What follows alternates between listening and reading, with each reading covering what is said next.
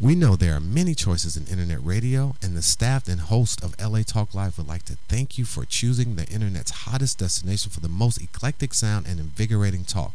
This is LA Talk Live. We are more than just talk.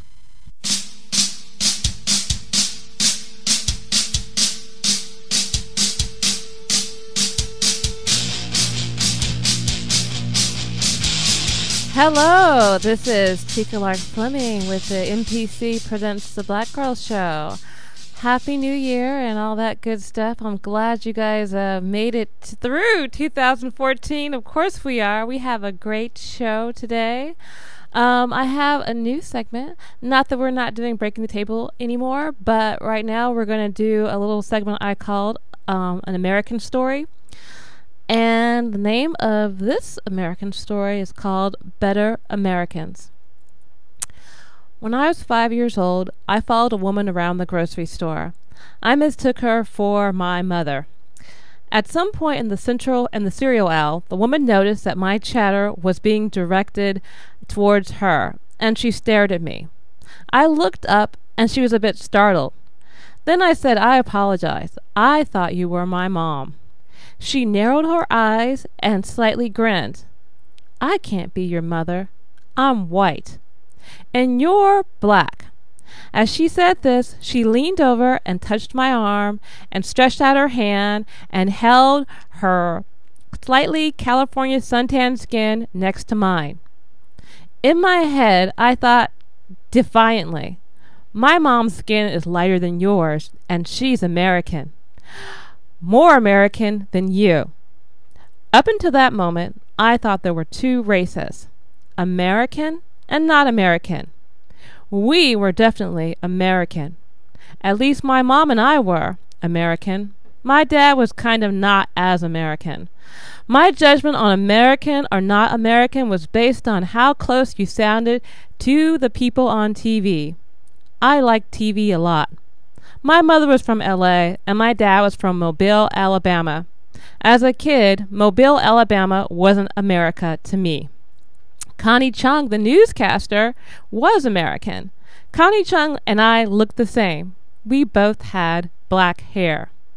I remember my grandmother from Alabama said to me, "You could be a newscaster just like Connie Chung.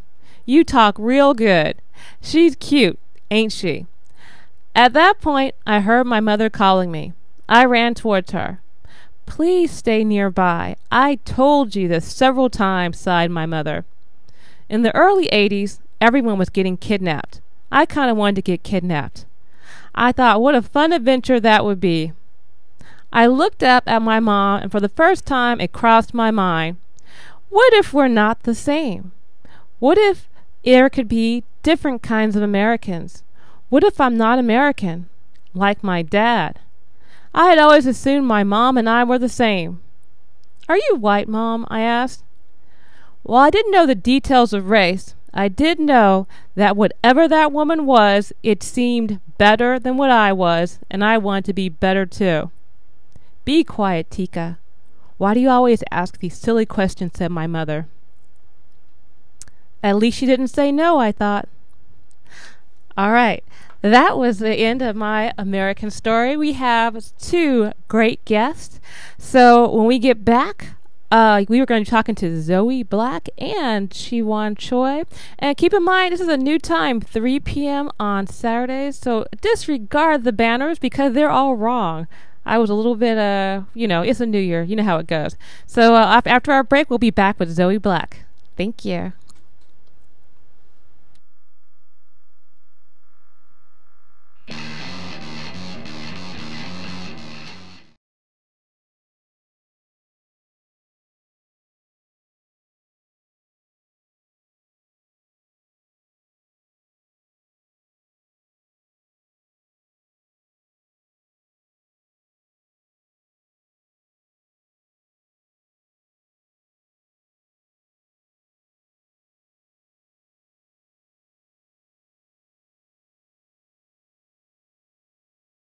Hello, we're back with LA Talk Live and MPZ presents the Blk Grrrl Show, and our first guest of the new year is Zoe Blaq, and I have known Zoe for a actually a pretty long time. Like informally, you had the Indigo Lounge in Little Tokyo, like a jazz club.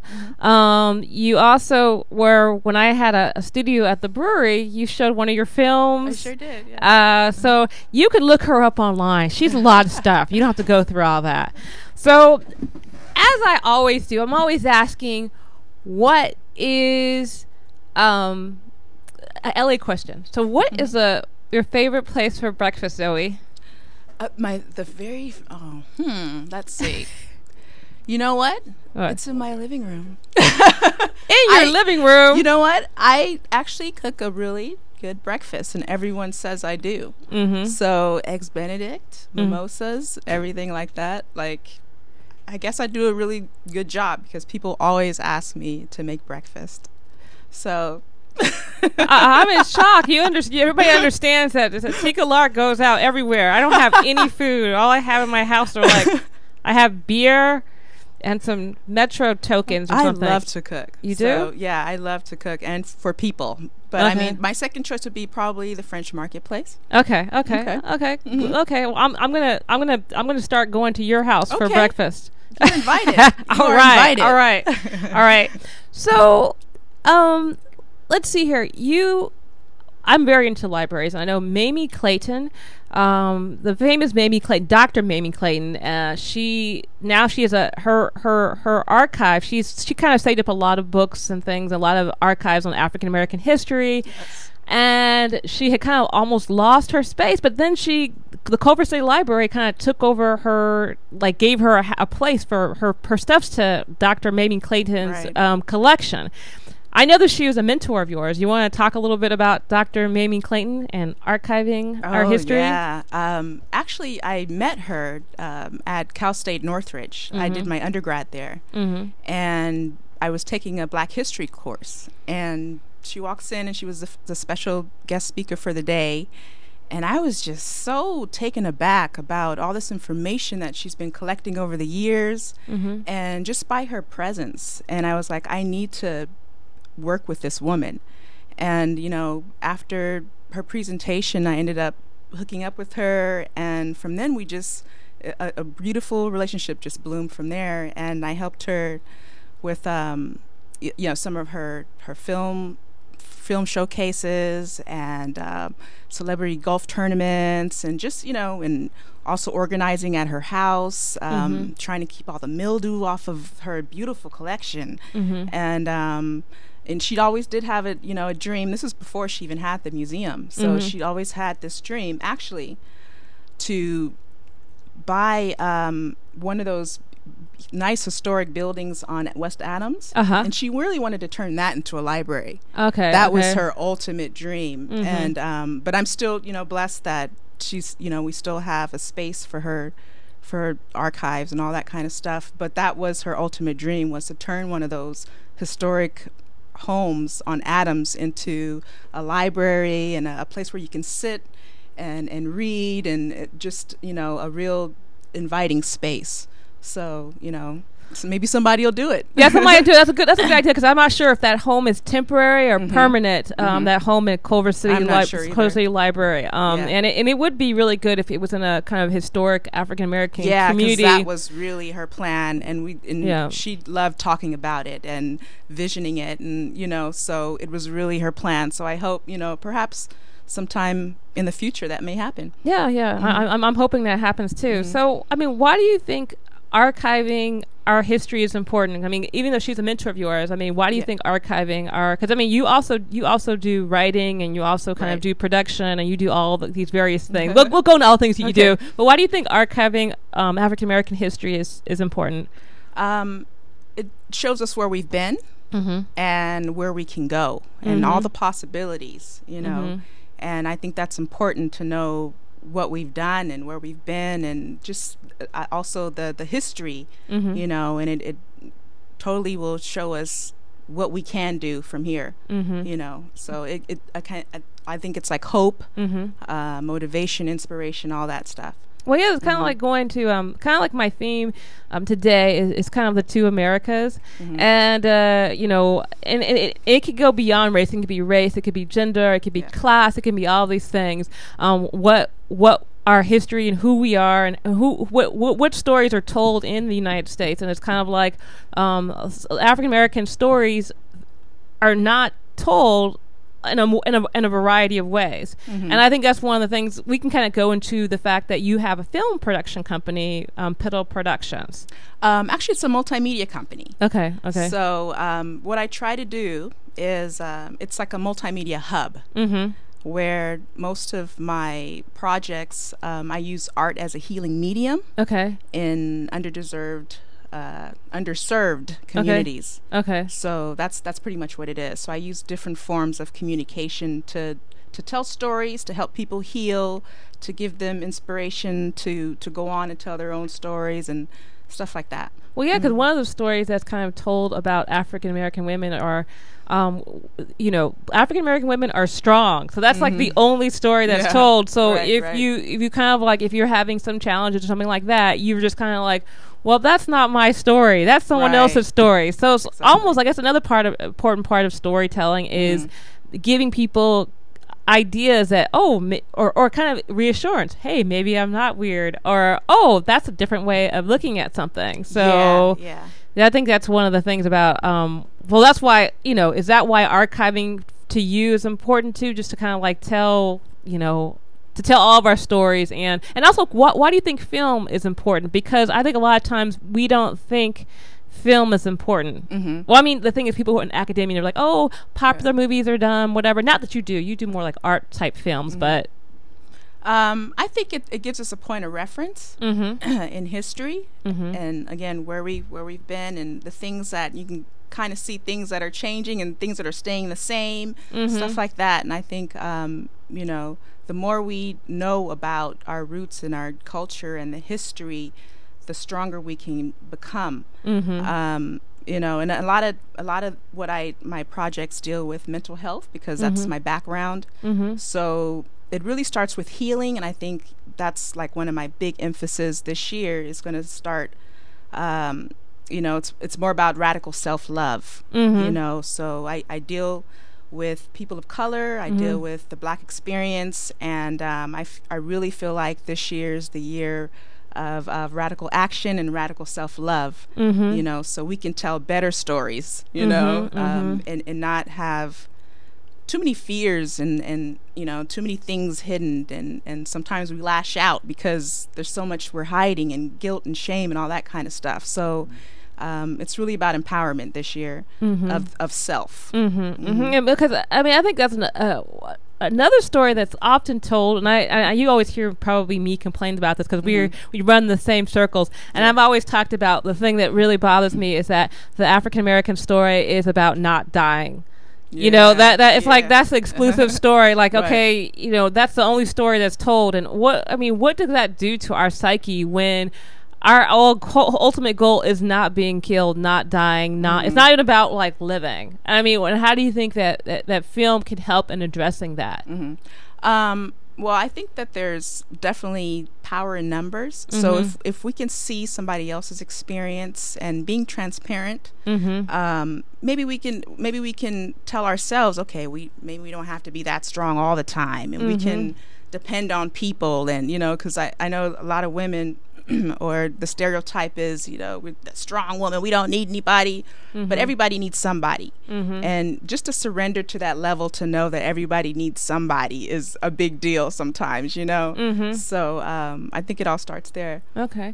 And why did you name it Piddle Productions? That's an interesting name, like piddling around. Everyone says that, and they look it up, they're like, what? Yeah. But well, I used piddle because it's different forms of communication. Okay. So, you know, multimedia.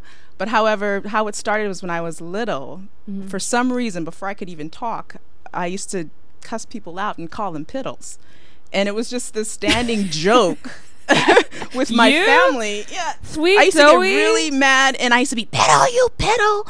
And everyone used to ask me, what does that mean? And I still don't know to this day what it meant, but obviously it meant something to me. So, and they still tease me for it, you know, this many years later. So I'm like, going to tease you for it now because that's funny. Yeah, it is. I have no idea what it means, but it means something now. Okay. Yeah. Yeah. Yeah. So just that's it's kind of built from there. Yeah. I mean, do you have any upcoming projects in regards to that? Do you have any upcoming Piddle Productions? Do they have any upcoming projects? I do have a project that's a leadership project. Okay. And I have a blog called Urban Soul Farmer. Oh yeah. I know. Yeah. And you know, I'm a UC certified gardener. That's like one of my passions. Okay. And so what I want to do is take a couple of interns, and we're going to go build a greenhouse internationally. Okay. So that's in the works right now. So anybody who's interested in sponsoring a 18-year-old, let me know. Because it's in the works, and of course it's for leadership. It's you know, community. It's getting to learn a different language. Well, what place are you guys going to go to? You'll find out. Okay. weren't you in Costa Rica or something like recently, or where were you at? A while ago. Yeah. But yeah, it'll be you'll find out. Okay. So I mean, stay tuned at Zoe Blaq. You'll find out. So are you gonna be filming this whole thing? So you're gonna be filming it and kind of like people are gonna documenting it. Yeah, of course, all that good stuff. Yeah. That's interesting. I mean, why? I mean, how'd you get? Because you're talking about your whole you cook thing. So I'm just like, what you cook? So you cook and you do gardening and farming and all this stuff. I mean, is that kind of something that you learned from your mother or your grandmother, or pretty much? Yeah, both of my parents. You know, one of them's from Louisiana, the other one's from Oklahoma. Yeah. So it's always been in the blood. We've always had a garden, whether we lived in the city, you know, country, whatever. I'm the city girl. Yeah. But you know, it's just one of my passions. One thing that I've learned is to just go ahead and cultivate your passions, not really stick to a rigid goal or, you know, some sort of thing. Just cultivate your passions, and something good will happen, you know. So it's taken me here to, you know, putting together this leadership program and implementing multimedia with it, so I can expose it. And the thing is, Urban Soul Farmer, I created that blog because I wanted more people that look like me, you know, better eating, better recipes, all that kind of stuff. But I wanted people to see themselves doing those things. So that's why I created this site. And you know, so that's pretty much what it's all about. Well, as you know, we are all lots of us Black women in Los Angeles. Also, lots of us alternative Black women in Los Angeles. We are planning a book festival, and it's going to be awesome and wonderful. It's going to be on March 7th. And I picked Zoe because the important thing is to learn delegation. And I when I was like, I want to have a film component, and I want to have Zoe do it because Zoe knows about film and I know nothing, and I'm going to pick some weird stuff that no one's going to watch. So we have some great films. Do you want to talk about some of the films, or do you want to be secret? Okay, go ahead. I mean, yeah, sure. Because I'm excited about the films. Okay. So, you know, the first film that I chose is called Beyond Suicide, and it's a documentary done by Patsy Moore. Amazing artist, amazing, and it talks about her battle with depression and recovery. And again, you know, that's what my thing is. It's about mental health, trying to get better. It's about women taking care of themselves. You know, they're a lot of times at the head of the village, so it's kind of one of those things that I really want to emphasize on this year. So I was just really taken aback on this film. I've watched it a dozen times, and it just takes you through all these different emotions. But, you know, at the end, it's just like, yeah, you know. And I really feel that it could help people, you know, and maybe people are in those situations or know someone going through that. And it just, again, there's power in numbers and showing that, and people, you know, not being ashamed of that kind of stuff. Because I know a lot of times, you know, people of color, they kind of like brush that under the rug, and they don't want to talk about it or whatever. But I think it's time to start talking about those things so we can heal, so we can get somewhere, so we can think about solutions, because this is the year of solutions, you know. But again, there can't really be any solutions until we start taking accountability of our own lives, you know. So I'm sure to show 3 films. The next one is called Black Cotton, and it's actually the behind the scenes of Black Cotton. It's actually a tabletop book about Black hair, Black image. It's photography. It's just an inside view of what a project is, and it's all like Black people that put this together. So to me, it just shows a perspective that we don't really see. You know, the whole team from, you know, from everything. They're all Black. So I think that's great.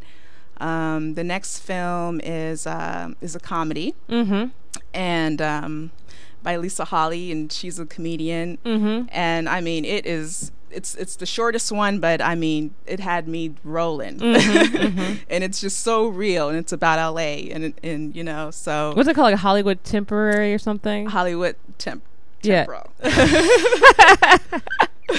No, go ahead. So, I think it's Hollywood. Yeah.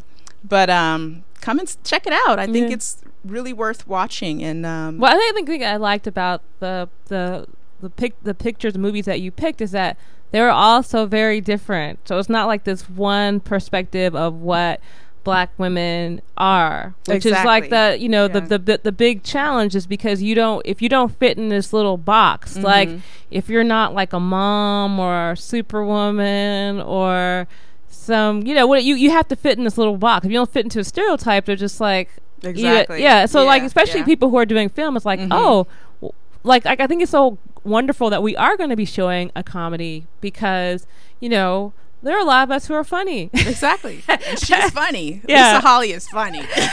Yeah, because I mean, especially in Hollywood, you're trying to like survive in Los Angeles with no job. I mean, job, and you have to work these temp jobs. Even, I mean, and then on the other hand, you have the whole beauty thing, and that's an important part of me, even though like I don't really focus on that much, but it's like, but that is part of the Black experience, regardless if you can't. That's the thing too, having agency, being able to kind of, I want to talk about hair. I want to talk about business. I want to talk about being funny. I want to talk about, and I think that's like one of the challenges. You have a very active Afro punk group.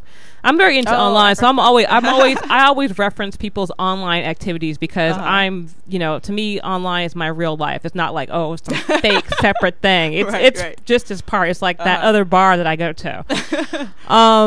So I mean, you know, kind of being part of that Afro punk kind of thing. What are your challenges? Kind of like not fitting into the corporate box. What are your challenges?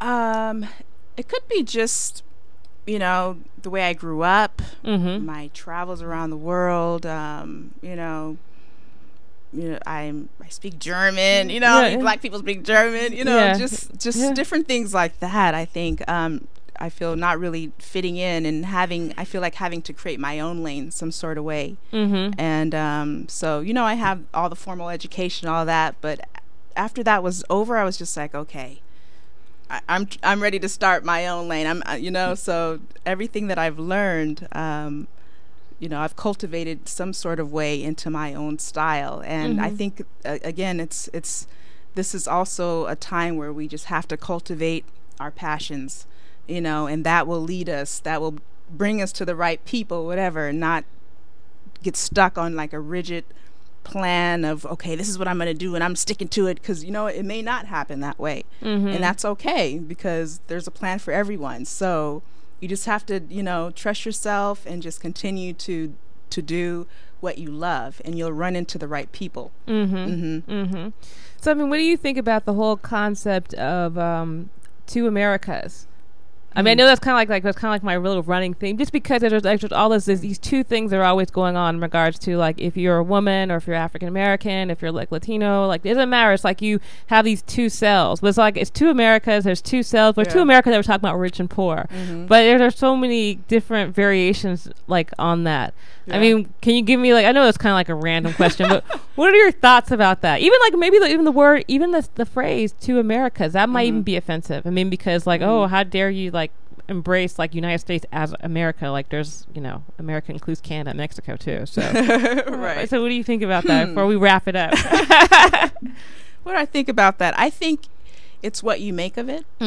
However, this is my new thing for this year. This is what I'm saying to everyone: find your star cluster orbit. Okay, that means that in this whole universe, there's always going to be someone that you can relate to, someone who can relate to you, and and that's kind of how we cultivate who we are, and so that would be my answer. Just find out what you're supposed to be, and it won't matter. So you won't be a response to anything. You'll just be like you just be. Yeah, exactly. Because there's a lot of people that are trying to make you into things that you're not, or they're falling into stereotypes, and they're not doing research, and they're just following whatever. And so being grounded is just knowing who you are and finding your circle, and do the best you can within that. Well, I also want to thank Zoe for my great birthday gift. She gave me this box, which is awesome, and then she gave me this right here because it's my birthday. It's like a magnet. She says it'll keep me young, so apparently I'll be 25 forever. So I mean, I really want to thank you. Well, can you give me a few of your website, your Twitter handle, so that we can find you online? Sure, at Zoe Blaq. That's spell it. Google it. Spell it, because Zoe Blaq. Yeah, we were just making it hard for you guys. Yeah, go ahead. You can find me on Twitter, Instagram, Facebook. It's all Zoe Blaq. Yeah, and then Piddle Productions. And Piddle Productions, .weebly.com. Yeah, it's a website. But at Zoe Blaq. Yeah, and so I mean, so for people who wanted to do film, what if people want to start a film production company? Give them one piece of advice. One piece of advice? Yeah. Watch as many films as possible. Watch as many films as possible. Okay. So, but should they pay for them, or could they be bootleg? No, all of the above. But pay for them, of course. But pay for them, of course. Yeah, popcorn. I don't know why people don't get popcorn. Have you heard of popcorn? Yeah. That software programming, you can get all the up-to-date movies, and it's totally legal. It's not even like BitTorrent or something. It's called popcorn. You download it, and it's really good. It's better than Netflix. It's free. That's why I like it, because it's better than Netflix, because it's free. But it was really great speaking with you, Zoe. Thank you for having me. I really appreciate all the work that you've done, and you're like a nice person, good spirit, whatever. People say that, but exactly. But you know what I mean. You know what I mean. You're a good person. You're a good person. In LA, the people are like, oh, everybody's horrible. That's not true. Zoe's nice. At least Zoe is nice. Yeah, at least Zoe's nice. Tika may not be nice, but Zoe is nice. Yeah. But we're going to actually, in a little bit, we're going to go on a break. But we'll be having Chiwan Choi up next. So please, but you can also, remember, catch me at 3 p.m. on Saturdays. I'm so sorry the banner is incorrect because it was late on January 31st. Or no, December 31st. It was late and I messed it up. But LA Talk Live on Radio 360, Blk Grrrl Show website, and that's all the places that you can find the Blk Grrrl Show and watch it here. And also, we are also live tweeting this at hashtag Blk Grrrl, BLK GRRRL, the girl in Riot Girl. So please come back in about 2 minutes, and we'll be back with Chiwan Choi. So, signing out.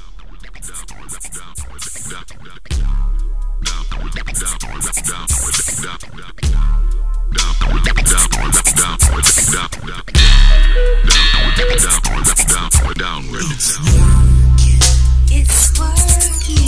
It's working. It's working. Baby, it's working. It's working. It's working. It's working. This is counterclockwise music for your eyes. No longer can we sit and share. It's time to rise. Life full of maggots, niggas, and flies. Trash, ash, and cash. Where does the truth lie? As the youth cries, hate subsides. The planet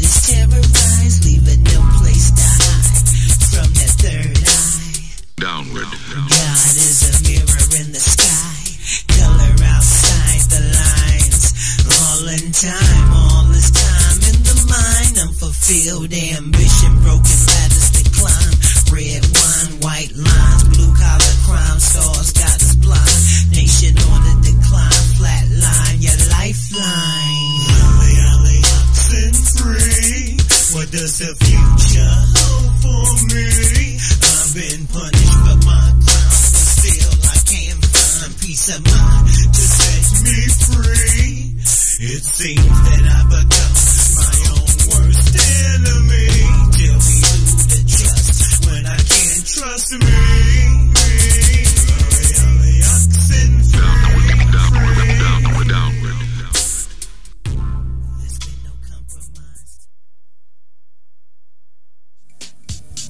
Hello world, how you living? This is Blk, your host of the all-new rap project here on LA Talk Live. That's latalklive.com, or you can find me on iTunes Radio in the R&B section. That's the rap project every Wednesday at 7 p.m. Pacific Standard Time. That's Wednesdays at 7 p.m. West Coast time, so don't be late. On the Rap Project, I will be playing the very best of rap and hip-hop that goes beyond the ordinary. So connect with me, your host, Blk, the rap connoisseur, on the Rap Project every Wednesday at 7, right here on latalklive.com, where we are more than just talk.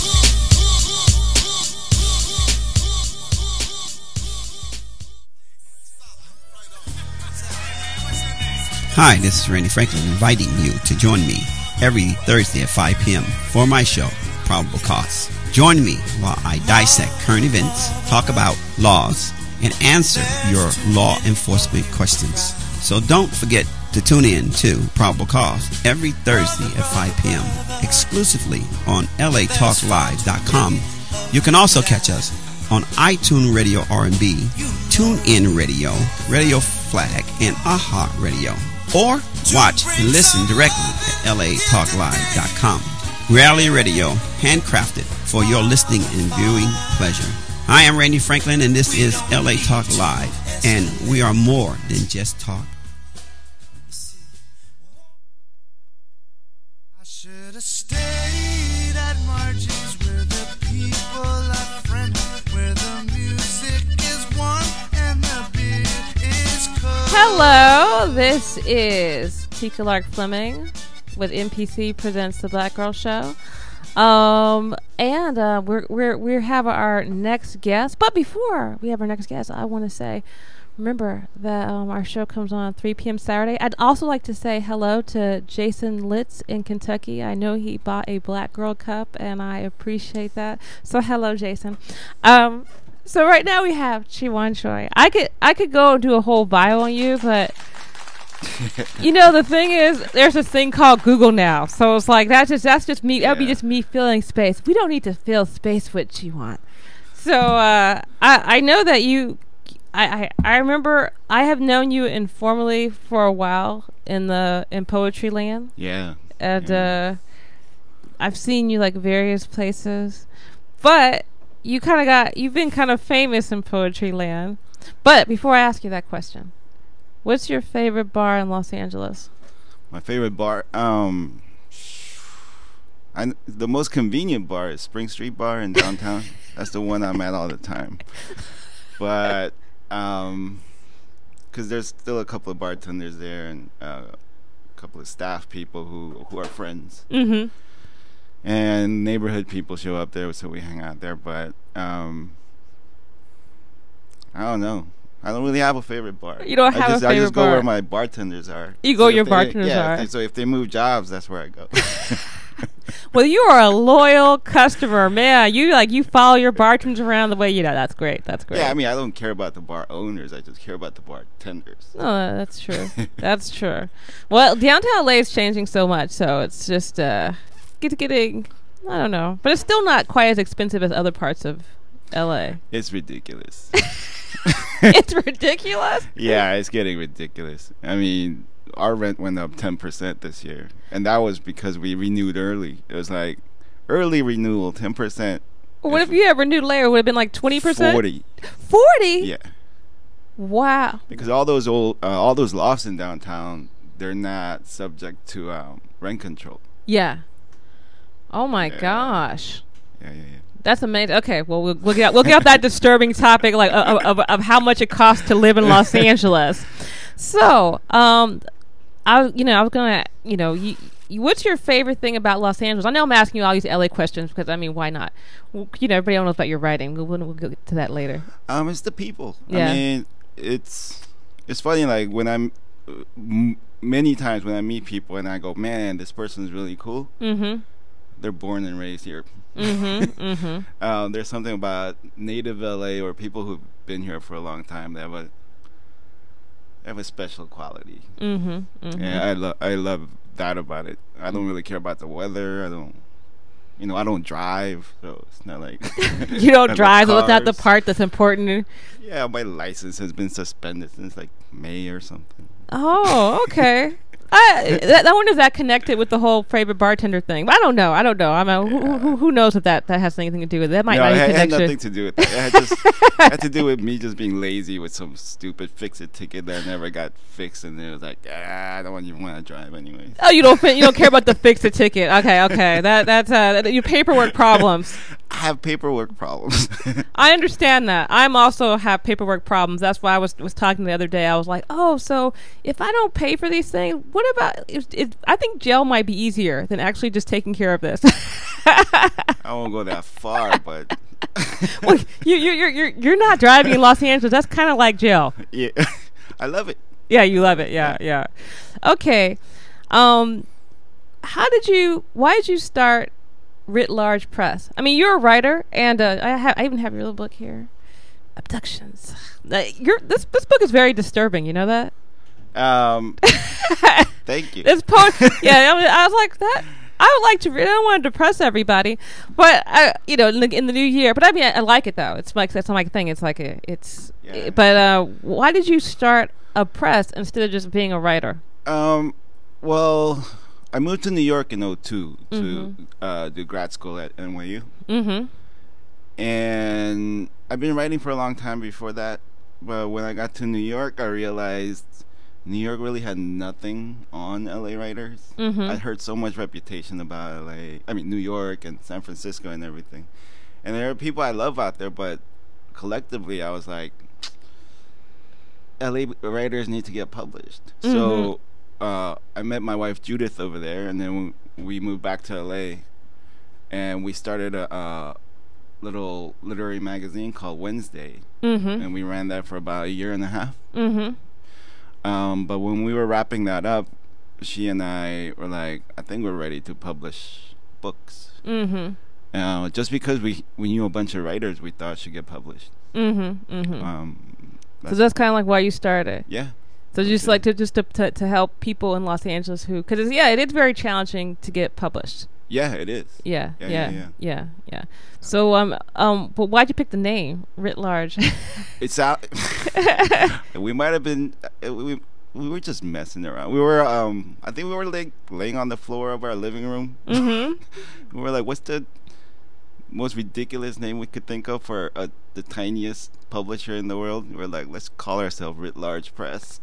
Okay, so it's like you were trying to be funny, or no one. I'm always waiting for somebody to give me some kind of deep thought. Like the reason why I thought of this is because I was no. Yeah, it wasn't like that. Okay, well, the thing. One of the things about getting published that is challenging is owing to race and owing to gender in Los Angeles. Not in Los Angeles, it's all across the United States.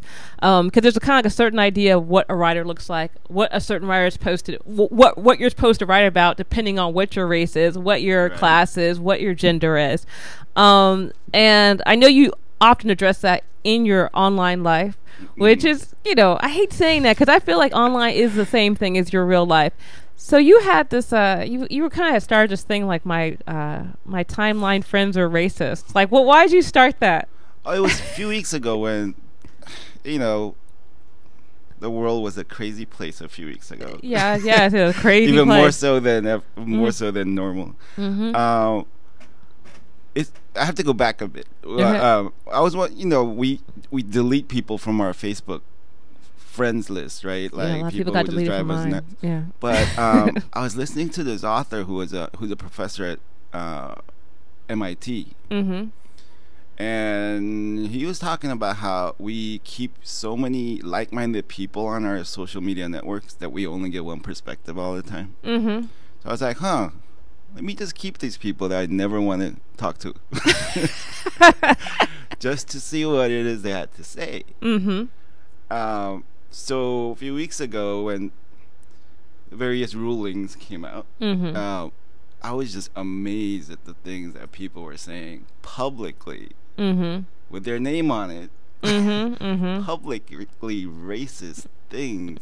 Yeah. So and then they would delete it, some of them. So I started taking screenshots. Yeah. So I created this Tumblr called "There Are Racists on My Facebook," and then I created a submit button, and people started sending me screenshots from their own Facebook feeds of people just blatantly. Mm-hmm. Make sure you get your clip. What's on the mic? People blatantly saying horrible things. And No, it's like, aren't you surprised that with the stuff people say on their Facebook page that you're supposed to be like, you think like, who I am, right? You're not going to even exclude me from this racist, like, you hear about the Ferguson ruling and the Eric Garner ruling in New York, and then you just kind of go, you do know who I am. It's like they don't even care. Yeah, they don't care.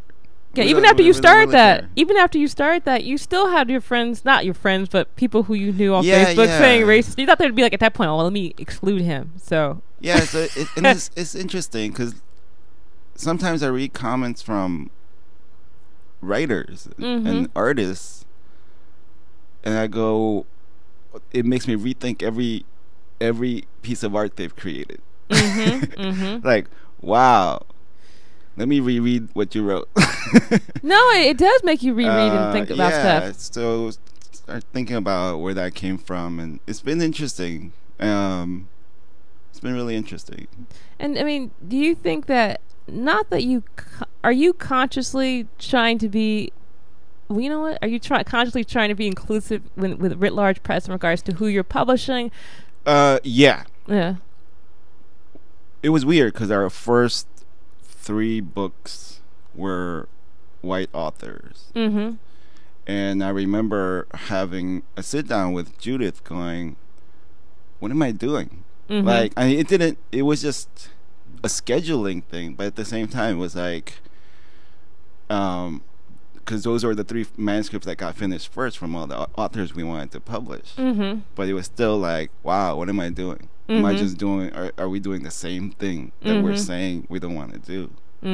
So just constantly questioning my own motives and what it is I'm doing, and my work has at least kept me aware. So there's that part of you, it's like I just want to publish the books I like, but at the same time it's like I could be really lazy and just choose from this small pool that everybody chooses from all the time. Or I could go to the authors, diverse, who are all equally great writers, and say, hey, I want to publish your next book. So we feel good about it. We feel good about it. But it's still something that I think about all the time. All the time. It's like I wouldn't want to say are you being openly inclusive, but I'm just like thinking, no, maybe you're just openly not being openly racist because of how things work, and the thing is, I found that even people of color, we end up kind of being, doing the same thing because we've kind of been taught, like, this is how these are the good writers, and these are the good artists, or these are the good, painters, or this, right. And we're using the same criteria that, so it's kind of weird that we kind of have to consciously think on in that way. Right. Who is your mentor? Do you have a mentor? You're a writing mentor. Who do you? My writing teacher, yeah, since 1987. has been Jack Grapes. Yeah. I met him when I was in high school. Mm-hmm. He just broke down all the romanticized view of art and writing. It was just, it's work. Learn the craft, work. And I still stay in touch with him. I drop into his class every so often. He's the one writing teacher I've had.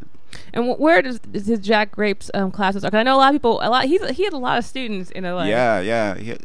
He teaches it at his own office. Okay. Yeah. But yeah, everything I've learned about writing, I've learned from him.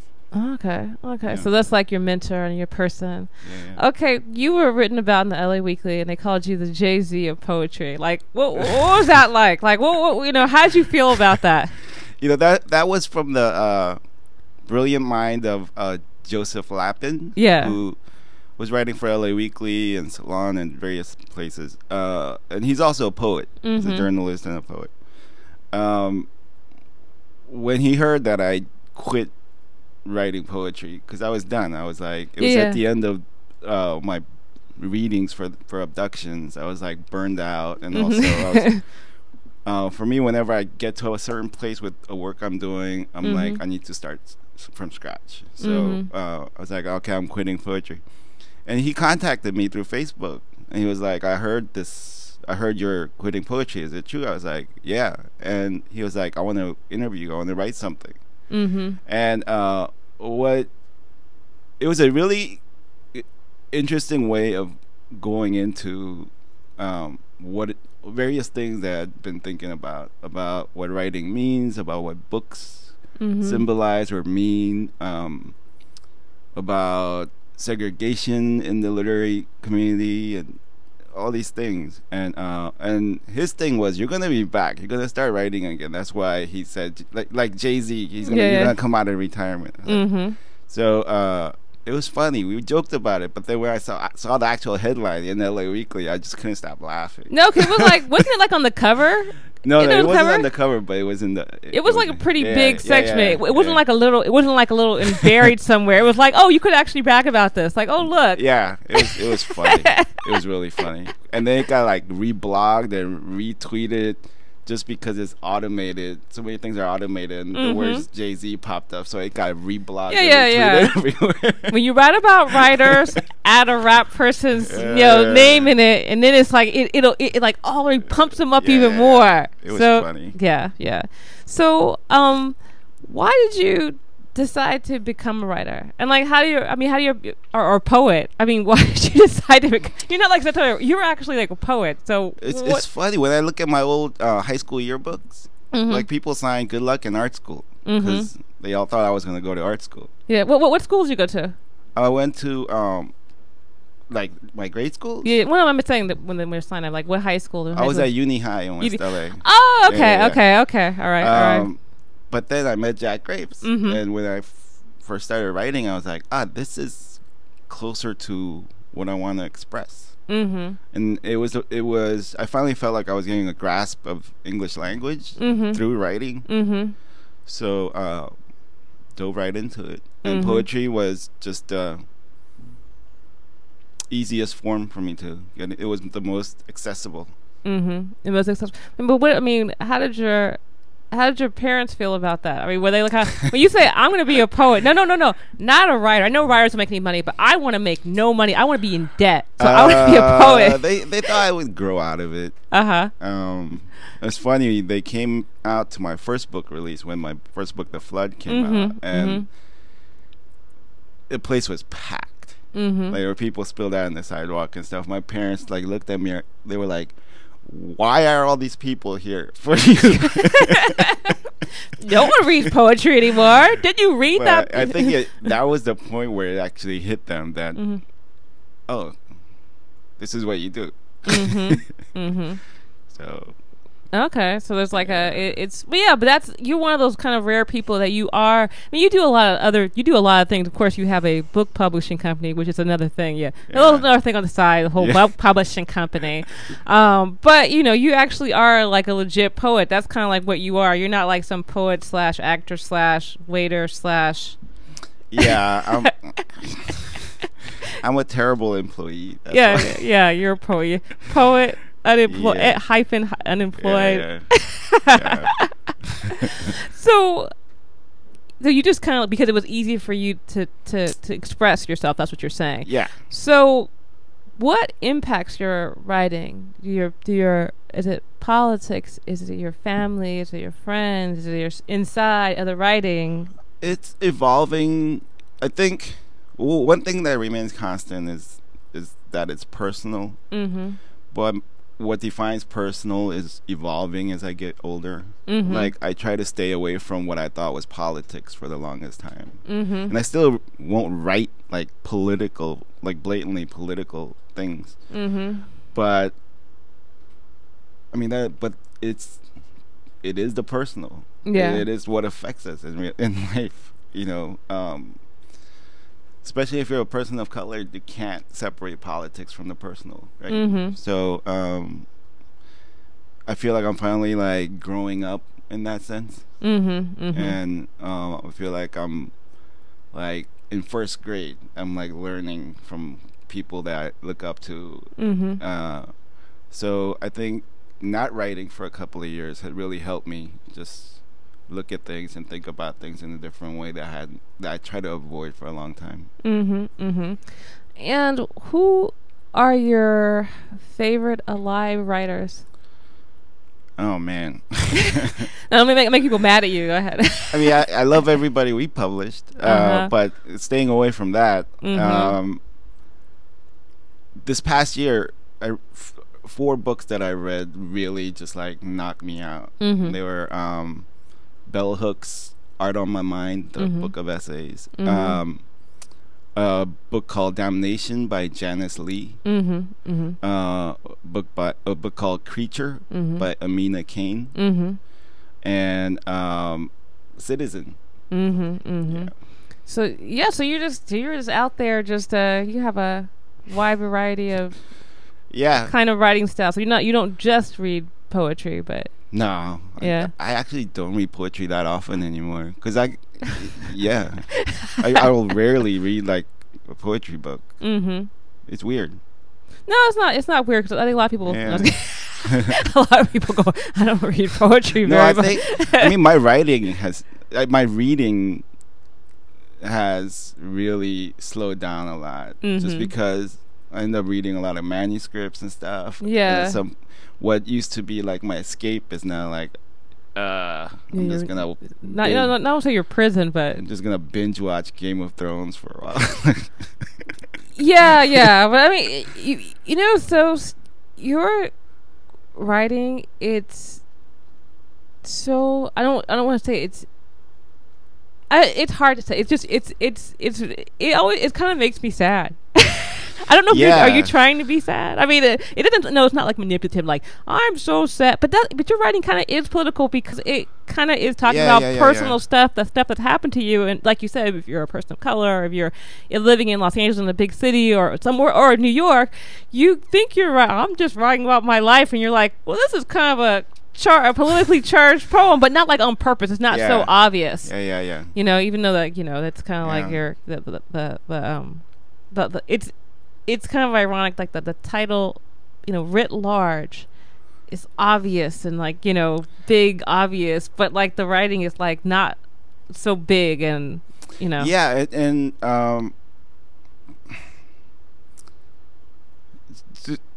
I tell people I'm both the happiest and saddest person I know. I mean, it's something that the sadness is something like we embrace, and it's like it's yours. The happiness feels like you share it with everybody, but that sadness is like yours. So you like want to protect it. It's like it's mine. It's my sadness. Yeah. Yeah, and for me, always it's been about the personal voice. So it's funny. Writ large started out as sort of a joke name in a way, but we've sort of like, the name fits us now, because I think we're always looking for ways to help people speak personal things in a very big way. Yeah. So while I say, you're kind of a rebel poet, you're a rebel poet, but I wouldn't say that you're like, you know, the whole model minority thing. But I don't think that you're a response to white people. I think that's the one thing that I kind of like about you, because a lot of times when you're a rebel and you're a person of color, the whole thing is about like, how can I respond to white people? But you're not doing that. I mean, like, how do you kind of like navigate? And that's kind of quick. That's kind of a heavy question. How do you, in less than 2 minutes, 30 words or less, how do you navigate the world, you know, with all this baggage? Yeah. I didn't understand where model minority came from until the past couple of years. How that was manufactured as an attack on the black community. And it's sort of eye-opening because that thing crosses oceans, because my parents' generation, even before we got to this country, they had bought into that myth. Those things travel so fast, so far, that, you know, we come here, like as immigrants, we come here and we try to look for ways for people to step on so we could rise up a little bit. And, you know, and we've done that. And I think, you know, even as a writer, as you were addressing earlier, like, I know I've been published because of what ethnicity I am, what color my skin is, or I've been invited to things because I'm this or that. And it's like, I just have to be aware of it all the time. Not to reject it all, like, I won't, but even when you accept it, to be aware of it. Like, okay, this is the mechanism. So if I'm going to accept this, there's some things I need to say and do. Like, I have a responsibility that goes just beyond me. You know? So it's been so poetry to me, it's like it's a work like any other work. Like whether you're a plumber or, you know, I don't know, truck driver or whatever, a cook. It's like, I don't think poetry is any higher. It's work. So like, I just have to accept that, like, that's my work, and I'm gonna do it. I'm gonna do it in a way where I am one person in the society, and I have to contribute to it. So you did this huge project called 90 for 90. Yeah. Where you had like 90 poetry readings. 90 literary events over 90 consecutive nights. At Union Station. Well, we didn't start. We'll just say. At Tracks. Union Station at Tracks, which is like an awesome space to have it. Yeah, it was crazy. But it was also one of those things where one of our goals, I talked, you know, you've had Natasha Dion on your show before. Yes. When we first met, we became friends and bonded over the fact that we were trying to like rethink the literary event, so that not only did we have a diverse group of people on stage, but how do we make the audience like diverse, because it's so segregated. Whether it's geography or style or whatever it is, people, like, audience segregate them. So doing 90 for 90, just the different types of people that were just coming through every single night was just kind of beautiful. You know? I mean, what's the next step from that? What are you planning on doing next? I don't know. You don't know? You people got ask me plans all the time. Yeah. I mean, we have projects in March and April with book festivals and stuff that we have to focus on, but summer is around the corner and we need to think about what big project we want to do over the summer. Okay. Yeah.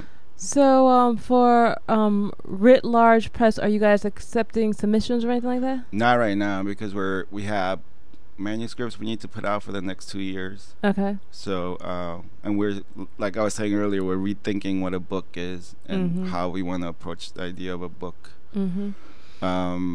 But there's so many different publishers and writers out there that we love, so we're always, like, I think we're the only publishers we know that helps other publishers and their authors book events. Yeah, you do. You're very odd in that way. Yeah, like, we don't care. We like them. Like, people should be reading their work. I don't care if no money comes in my pocket. Yeah. So, do you have anything else you would like to, share before we go? Yeah, actually. you were asking about favorite writers. Yeah. Right now, this like Judith, my wife, who moved to Pittsburgh recently. She's been home on break. She's doing a PhD out there.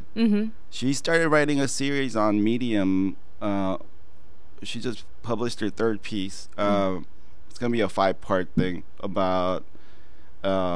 It's like her abductions is about our miscarriage and then not being able to have kids and things. So it's, but it was from my point of view. She's writing sort of her experience as a woman, going through this experience of, realizing we weren't gonna have kids, and then making that choice, and then what that's meant, the challenges, everything. It's been beautiful, and people should read it. It's pretty amazing. I will link that below so that people can hit that up. So thank you so much, Chiwan Choi, for being on the Blk Grrrl Show. I really appreciate it. You're one of my little alive literary hero learn. I shouldn't even say that. I should stop calling people like putting people in categories alive and dead. Okay, that's a good category. Alive and dead. It's pretty clear. It's pretty clear. Yeah. So, but thank you so much for being the second guest for 2015 on the first show. I like to tell you guys out there, thank you so much for watching. I will, the next guest will be June Edmonds and Lynn from the Watts House Theater. So it's going to be a really awesome show next Saturday. So again, tune in every Saturday at 3 p.m. on LA Talk Live. Ignore that 7 p.m. That was wrong. That's wrong. I forgot to change the date on there and the time. But I like to thank Chiwan Choi and Zoe Blaq and my new engineer, Van. Thank you so much. You can't see him, but he's there. He's there. I'm not just doing this by my brain. I don't have that kind of brain power. All right, so looking forward to seeing you guys Saturday. I will put the information in regards to everybody's information below, or I'll link it on the video. So this is Tika Lark Fleming signing off from the Blk Grrrl Show, LA Talk Live, Radio 360, iTunes R&B, of course my website, my hashtag, all that kind of stuff. All right, just kidding. All right, but no, I'm not kidding. That's actually all real. I actually have like a long list of stuff. All right, bye.